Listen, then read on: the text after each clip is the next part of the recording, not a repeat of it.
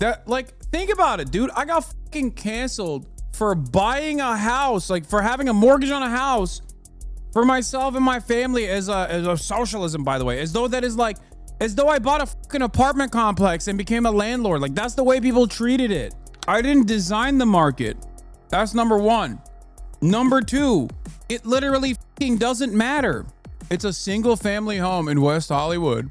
And if you think it's a fucking mega mansion because of its price, you would be deluded. It is kind of different, at least on the vibe check. Bro, what are you saying? Jeez, why does Hasan do this? This LARPing communist is coping about his multi-million-dollar home in West Hollywood again.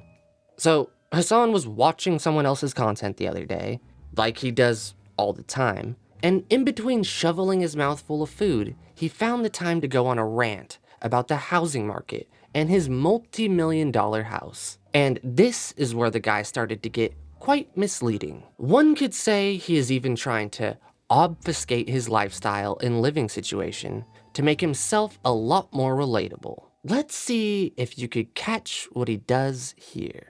The reality is right now, the middle class are shrinking, the poor are getting poorer. Wealth inequality is absolutely fucking all of us over. The growing gap between rich and poor Americans is one of the biggest challenges facing the country. Get this, the richest 1% controls more wealth now than at any time in more than a half century. Why it gets me pissed is because it's literally stealing my generation's hope for a good future, a fulfilling life, the ability to buy a house, to have a family. This meritocracy we live in just is mental. You have to work so unbelievably hard to get the bare minimum. I work, my wife also works, but what we make as income is probably not enough. It's just minimum wage, so it doesn't cover the bills, the rent, and every other thing we need to pay for. Look, I'm going to be fucking honest, right? I have 500,000 subscribers. I make good money. I do well. I went down the whole route of like grind set, self-improvement, dog eat dog, all of this stuff. I did all that. And I succeeded, right? I made something. It worked for me, right? But all I realistically got for it at the age of 30 is a mortgage on like an average size flat and an okay car. Don't get me wrong. I am truly blessed with what I have and I'm very happy. But what I have materially is what the average family would have had many years ago, earned on one wage whilst having 3 kids, working as a milkman. But Oh yeah, I'm not a pessimist. I truly believe we can fix this. That is the more true. people we switch on to this message, the more. That's a really good point. That is a really good fucking point. Like, this dude he's made it, right? 500,000 subs on YouTube. He's made it. He's famous. He has a house. He has a car. These are things that are like right now in this day and age, this is considered making it, right?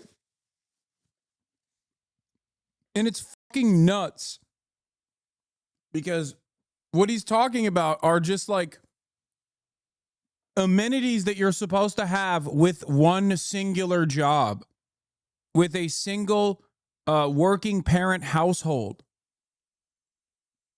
It's wild that people can't comprehend that like we've lost sight of the American dream, right? Like the idea that you can just work a job, get good benefits, have kids, raise them, have a decent amount of time off. You know? That, like, think about it, dude. I got fucking canceled for buying a house, like for having a mortgage on a house for myself and my family as a socialism, by the way, as though that is like, as though I bought a fucking apartment complex and became a landlord. Like, that's the way people treated it. How fucking insane is that? It's reflective of how far removed we are from like normal living conditions. Okay, dude, it's a huge fucking house in Hollywood or wherever the fuck it is. It is kind of different, at least on the vibe check.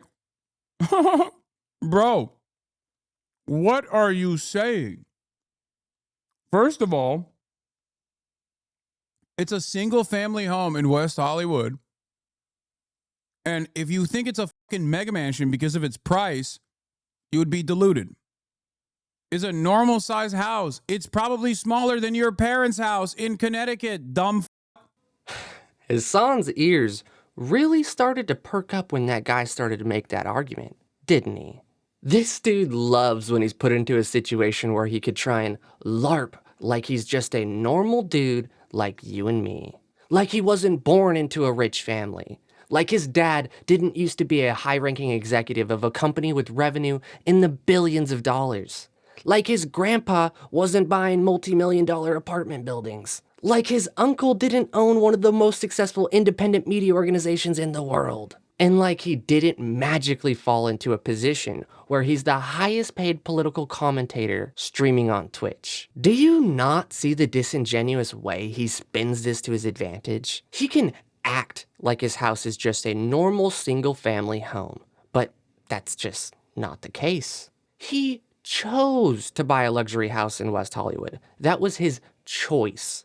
The market didn't make that decision for him. This guy probably pays like $30,000 a year in property taxes. Hell, I wouldn't be surprised if that's more than the majority of his audience makes a year. The way he tries to portray his house as modest and average size is just so crazy. Because if you ever looked at it, the inside looks like a luxury Apple store with a pool. Nothing about this is average, my dude.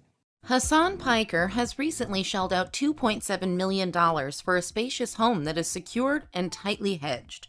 Constructed in 2014, the contemporary Mediterranean dream home has an incredible amount of outdoor space in both the front walkway and backyard. The grounds give one the feeling of a true oasis with a pool and unique Tommy Bahama cabana for ultimate relaxation. The cabana even has another TV and outdoor ceiling fans, which could mean some outdoor streams are on the horizon. Yeah, I don't care what you say, man. This isn't an average house. You don't wear average clothing. You don't drive an average car. You are literally a luxury consumer of the highest level. You clearly eat, sleep, and breathe the finer things in life, which is fine. Good for you, man. You are killing it. But when you try and portray yourself as one of the people, it's just so cringe. You have never been one of the people, and you never will be.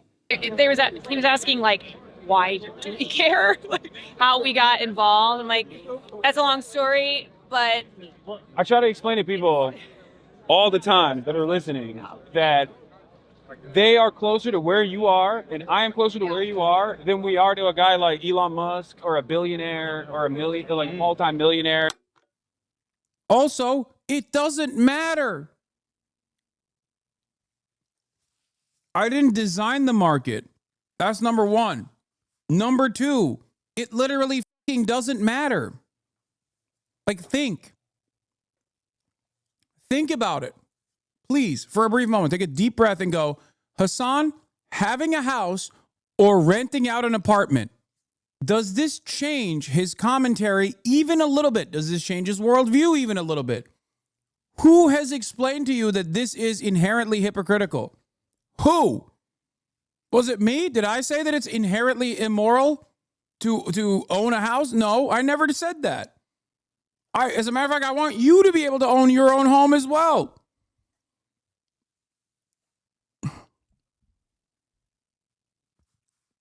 This is the problem. You treat this as though I'm some fucking televangelist who has a private jet and is like, yeah, I'll have to fly in a private jet. I can't be with undesirable sinners in a tin can. Like, it's so stupid. Sure, you might not have said that it's inherently immoral to own your own house, but you do call yourself a communist, and you do work for one of the most exploitive companies in the world, and make millions of dollars while doing so, all while slamming the billionaires that are essentially paying your rent, so you could preach communism to a bunch of people that are willing to give you $5 a month to a guy that was born into wealth. Somebody that will have more money than they can ever dream of. And it's pretty funny how you mentioned that whole televangelist bit. It's actually quite the good analogy, because the parallels between you and a televangelist begging his congregation for money so he doesn't have to sit in a tube full of demons is actually pretty close. In fact, it would almost be identical if the televangelist was born into a family with money and then still decided to exploit all those people. There's no like even normal exploitation in the way I fucking generate revenue too. You know how I generate revenue? You have subscribed to me. Times that fucking 45,000, 50,000, that's it. And you don't even have to. That's the craziest part about it. People are voluntarily saying, hey, I like your commentary. I want to give you $5 a month. I want to give you $6 a month. And initially it was because they wanted to avoid the ads. I don't even fucking run ads anymore. And people still subscribe. And people still gift subscriptions to the fucking chat. It's not like it's not like I'm giving you something extra even behind a paywall. I'm not. It's just perfect, completely voluntary. Getting mad at that is so psychotic. It's not like I'm fucking operating a sweatshop. And then people will go, well, Amazon is a hyper-exploitative company. It's like, okay, where is the non-hyper-exploitative company that I could be working at? That I could have a contracted gig, like a contracted wage structure with, where I could still reach the same amount of audience. There is no exploitation in the way Hasan generates revenue. I guess taking exclusivity contracts from one of the most exploitive companies in the world isn't itself exploitive. Just because you lost advertising monetization on Twitch for being a radical doesn't mean you can wipe your hands clean, man. You used to run advertisements every hour on the hour. Who were you generating profit by doing so exactly? You were literally putting money into Jeff Bezos' pockets. You aren't some angel, dude. You enriched yourself on the backs of this exploitative system. And now that you've lost advertising revenue on Twitch, you aren't just like chilling back and being okay with earning just a little bit less money. What are you doing? You are taking sponsorships for stuff like Rainbow Six Siege, a game made by Ubisoft, which is another multi-billion-dollar corporation famous for worker exploitation. If you think you are beyond criticism for these things, you are just absolutely blind, my man. Also, the other side of that, that I think is really funny is when people go, you're advocating for these things, but you're rich, you fucking hypocrite. And it's like, what do you want me to do? You want me to change my entire worldview now that my finances are different? Like, is that what you want? This doesn't make any sense. Why would you want me to no longer be on your side? It's so stupid. It's such a stupid argument. It makes no sense, dude. Now that my finances are different, he says. So I guess he wasn't born into a rich family? This guy is the king of LARPing. Holy shit. It's actually quite impressive. Also, how does his audience not notice what he's doing? How he obfuscates the situation and twists things to try and make himself more relatable to the thousands of people in his audience having a parasocial relationship with their favorite multimillionaire, all while they cry for communism. God, this makes me sick. Anyway, guys, I said my bit. I hope you guys liked the video, and if you did, make sure to hit that like button and subscribe. And if you want to watch more content like this, YouTube thinks you're gonna like this video right here.